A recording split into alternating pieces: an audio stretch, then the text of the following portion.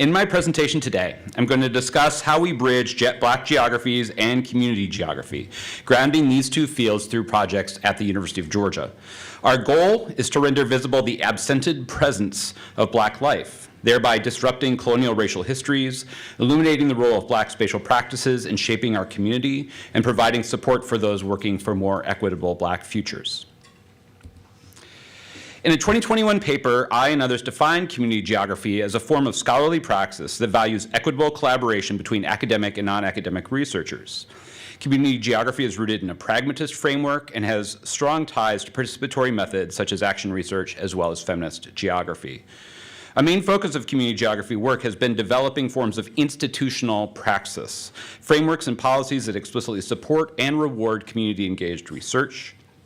It also develops connections between community-engaged scholarship and geographic research, asking how each might inform the others. In that same 2021 paper, we made a connection to Black geographies, particularly the goal of foregrounding what Catherine McKittrick has termed a Black sense of place, as part of a larger effort to, quote, erode the deeply entrenched whiteness of geography as a discipline. Despite community geography's stated commitment to be in conversation with Black geography, substantive work to bridge these two fields remains a work in progress. In this presentation, we aim to help address this gap and articulate how these fields can inform a useful method of scholarly praxis. So let me say a little bit more about Black geographies for those of you who aren't familiar with it. In late 2000s, scholars Catherine McKittrick and Clyde Woods introduced Black geographies, a term that articulates the rich intellectual and political tradition of Black geographic thought.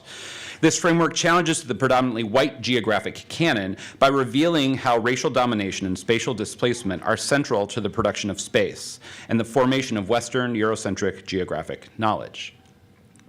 Despite the dominance of what McKittrick terms plantation geographies, spaces that despatialize and subjugate Black communities within a white supremacist framework, Black communities have also continuously resisted and reimagined their spatial realities.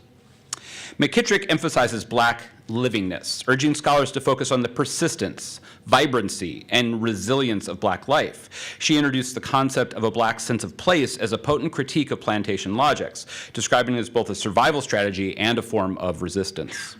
This concept highlights how Black communities carve out autonomous spaces while contending with oppressive frameworks, offering a powerful counter-narrative to the dehumanizing legacies of plantation geographies. For community geographers, this framework of Black geographies provides a critical tools to challenge anti-Black spatial imaginaries. By focusing on the inherent spatiality of Black life, famously, freedom is a place, and the resilience of Black communities, we aim to construct narratives and maps that honor the vibrancy of Black geographies. This approach ensures that the richness of Black life is central to the spaces we engage with and the stories we tell. So this is the meaty and the newest part of this project. This slide shows 5 guiding principles for creating what we're calling a cartography of Black presence. First, it centers Black livingness. Maps play a crucial role in shaping our collective spatial imagination. As many scholars in this room have noted, practices of countermapping seek to use this generative capacity, creating space to envision the world past, present, and future otherwise.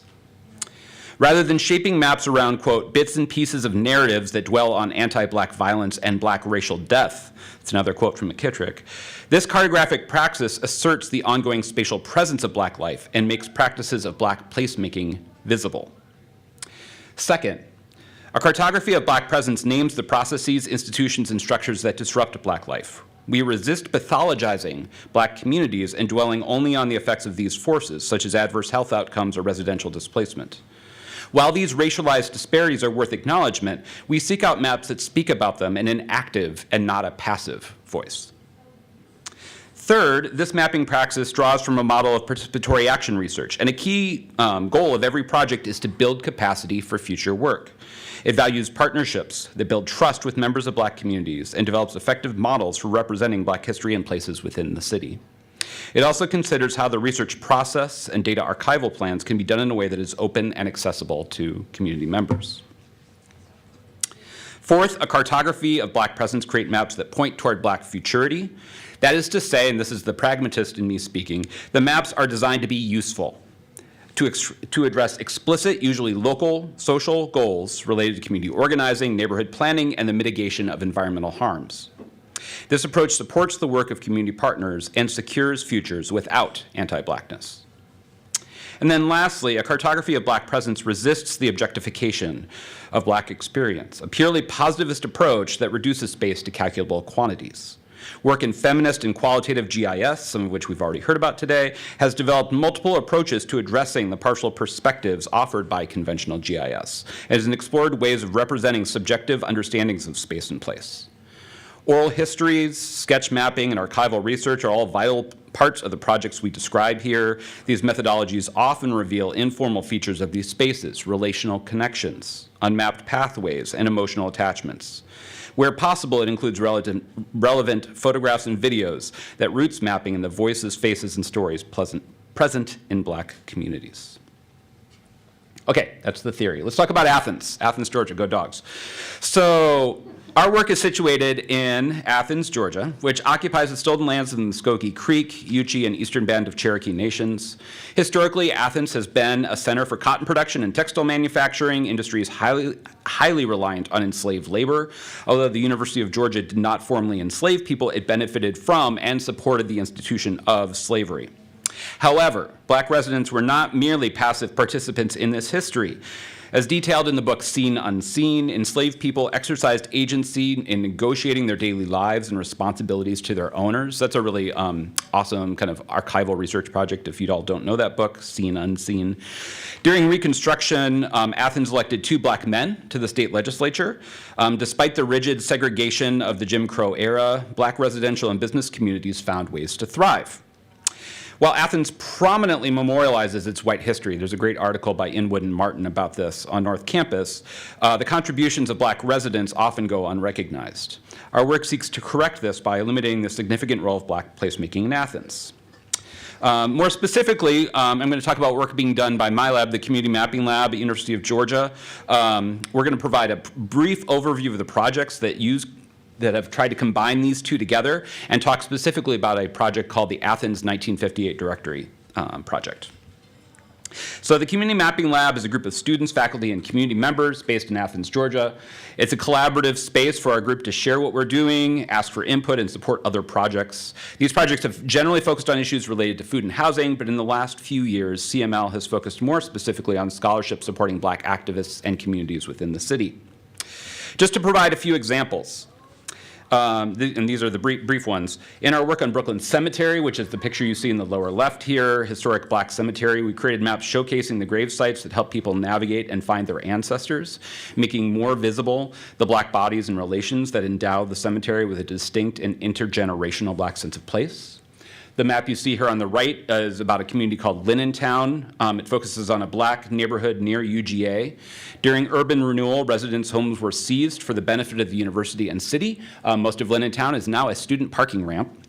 And this project has involved everything from digitizing data, recreating or creating maps alongside residents showing that neighborhood, and creating financial estimations of wealth lost by Black Athenians who lived in Linentown. This, in turn, was the basis of a $2.5 million reparations program passed by Athens Clarke County. The piece I'm going to talk a little bit more in the time we've got left today is the Athens 1958 project, and this is a city directory project. Have any of you worked with city directory data before? I mean, I think it's really fascinating. Thanks. This engages with archival data to center and develop a deeper understanding of historical Black geographies within the city of Athens. Beginning in fall 2021, we began digitizing records from the 1958 Nelson's Athens, Georgia Resident Directory, which you might think of this as being a phone book, only there's no phone numbers. So there's like addresses, there's occupations, there's actually race, home ownership, who the husband and wife was. There's various things on here, but very few actual phone numbers. It includes businesses as well, categorizing some of those as being colored. That's the racial categorization. It's this little C you see right here. That looks like a copyright symbol. That stands for colored. While there are other earlier directories available, we chose the 1958 as the starting point because it was before enactments of urban renewal and desegregation within the city. It was also the latest directory that wasn't copyrighted, which allows us to make this data publicly accessible. Digitization of this directory is supported through the participation of both undergraduate and graduate students. In particular, I'm going to talk about this neighborhood that we've been just starting a partnership with called Reese Street. So after the Civil War, Athens' 5,000 newly freed black residents, just over half the city, began to establish their own communities on land unwanted by white residents. Prominent black doctors, dentists, and business owners lived and worked in the Reese Street neighborhood, contributing to the nearby Hot Corner district, which was the economic heart of black Athens. Reese Street was known for being the cultural and educational center of black life in Athens during Reconstruction and Jim Crow. As I mentioned earlier, Athens elected 2 black men to the state legislature after the conclusion of the Civil War, and both lived in or near this area. One of them, by the way, is rumored to have been poisoned and killed after his election, after surviving like 3 shootouts with the Klan. It's a whole crazy story. Alfred Richardson. That's an aside, sorry. The Knox Institute, pictured here, was founded in 1868 by the Freedmen's Bureau and was the primary institution for secondary education for the black community until its closure in 1928. Today, several neighborhoods, including Reese Street, have been reshaped by gentrification and studentification, a process by which neighborhoods are transformed through the influx of university students. Reese Street, once a thriving hub of black life, is now dominated by white professionals and university students, with only a few remnants of its past life remaining. This loss represents more than just the physical displacement of residents. It symbolizes the erasure of black cultural and historical contributions from Athens' landscape, one that continues to shape the city's memory and spatial practices. So I'm going to give you a couple of examples of maps that have been developed as we begin this conversation with folks with ties to the Reese Street neighborhood. One of our undergraduate research assistants, Jai Gonzalez, used the 1958 directory to create this snapshot of businesses and workers in that Hot Corner district, which is downtown. So if you look at this map, I'll shout so the mic can hear it. This is Hot Corner down here. This is Reese Street, the Reese Street area. It's very proximate, and those orange dots are residents, the green dots are businesses.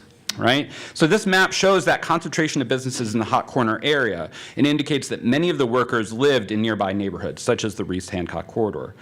This research highlights that spatiality of black life in Athens, and in particular provides a visual representation of the economic and social networks that supported black communities. It creates those relational ties that illustrate black placemaking within the city. This last summer, another undergraduate research assistant, Hannah Ebba, continued this work by focusing directly on the labor geographies that shaped the Reese Street neighborhood. Working with residents and others connected to Reese Street and drawing from that directory data, Hannah identified the most common employers of Reese Street residents, identifying the spatial relationships between those workers, the place of business, and the residential locations of managers and administrators, all of whom were white. For example, in this map that you see here, you see these green dots. Those are the folks in Reese Street who worked at a business called Athens Poultry Company, chicken processing plant that still stands. It's now called Pilgrim's Pride. And then, so that's the green. The purple dots are the managers, and the orange dot is where the chicken plant itself was located, right? And just to give you some sense of what these directories looks like, right? One of these green dots is Fanny Jordan. Oops. Fanny Jordan, who was colored, had one dependent, so one child, and was an employee at Athens Poultry, Inc. She lived at 650 West Hancock Avenue. Whereas one of the managers, Harry L. Kirk, was married to a woman named Ruth, had 3 kids, owned his home, was a salesman manager at Athens Poultry Company and lived at 15 Jefferson Circle, right? And so we begin to pull this information in. We can have conversations about who some of these people are. It's going to lead eventually to some oral history kind of work with community members to kind of flesh out some of these narratives. By tracing these employment histories, we do the relational work of understanding how Athens' residential landscape reflects ongoing power differentials in the city's racialized labor economy. This, in turn, supports the work of neighborhood organizations and community organizers seeking better labor conditions. As this project continues to develop, our goal is to work with a local historic preservation group to develop walking tours that tell the story of this community with these residents and the ways they've contributed to the growth of both their neighborhood and the broader Athens community. So this presentation serves as a starting point for a larger conversation about the role of Black and community geographies in shaping equitable futures for Black communities. Our collaborations in Athens are still developing, and we are continuing to seek ways to support the efforts of Black residents and activists. We welcome your feedback and ideas as to how we move forward in this work. By bridging Black and community geographies, we aim to contribute to a more inclusive and just representation of Black life and placemaking in Athens.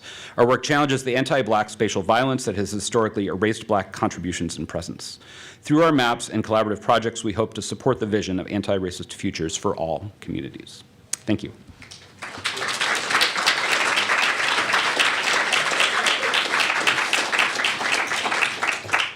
Questions? All right.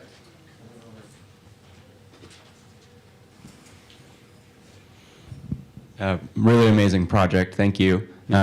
Just quick comment. Blown away by how much details in those directories. It's pretty wild. It is. Yeah, it's great. You mentioned this idea of passive versus active maps that you're seeking out. Yeah. Can you elaborate with a few examples of what you mean by passive and active maps? Because I think that's a really interesting idea. Yeah, I mean, I think it's kind of, and I keep trying to track, somebody might help me with this. I think it is, it's not McKittrick, but it's someone else who came up with the idea of like too much of what we study when it comes to race in America is an autopsy of a dead body, right? And the idea is we're studying all these disparities and effects of, anti-Black violence and white supremacy in the US, but we're not doing it in a way that actually names the agents and institutions and people who have been responsible for that, right? So when I'm talking about a passive map, I'm saying we can, so for instance, there's another project that one of our doctoral students is doing that's just an eviction mapping project in Athens. There's an easy way to do that where you just say, hey, look, here's where all the evictions are, here's the people affected by it.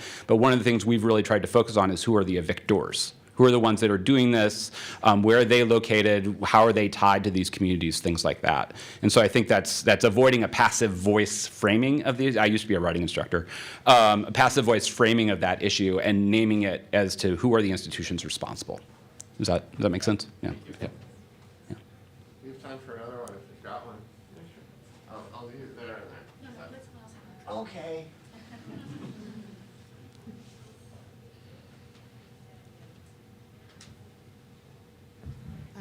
Also wanted to say thank you for this presentation. It's very interesting on this project. Just a quick question about the directory. Yeah. Are you pulling all this information manually or using any of those like automatic reading software? Yeah, so the short answer to that question is yes to the second one, but not wholly. So this has actually been we spent the first almost 2 years trying to do some of this initial digitization before we've really started doing some more like active community engagement. It's one of those where like creating the resource facilitates the conversations rather than having the conversations kind of lead toward the resource. So I'm an R data person. So I used the Tesseract open source OCR software, which R does to scan. Thankfully, we have pretty high quality PDFs. That have been digitized. This is all in the university libraries. And so the text reads in pretty well. The problem is if you notice this, it's not really super easy to identify kind of where records start and end sometimes. And in particular, these are not uniformly formatted. So going from text to columns has been the most challenging aspect of this, figuring out how to separate out and parse these individual entries. So that's something that I got us 80 or 90% of the way through just kind of general data, text mining, coding kind of stuff. And then we've had roughly 70 undergraduate students in varying capacities and graduate students go through and do some data quality checks. We're like 60% of the way done. There's 20,000 records. And so that's something now I think as we move forward, the plan is neighborhood by neighborhood. This is part of a broader project to map Black neighborhoods and spaces in Athens as we kind of turn our attention to these different places. Hopefully we'll be able to kind of do the fine tooth cleaning there. But I would say OCR, and if you have some data munging skills, data wrangling skills, you can get a lot of the way there if you've got a good scan to start with.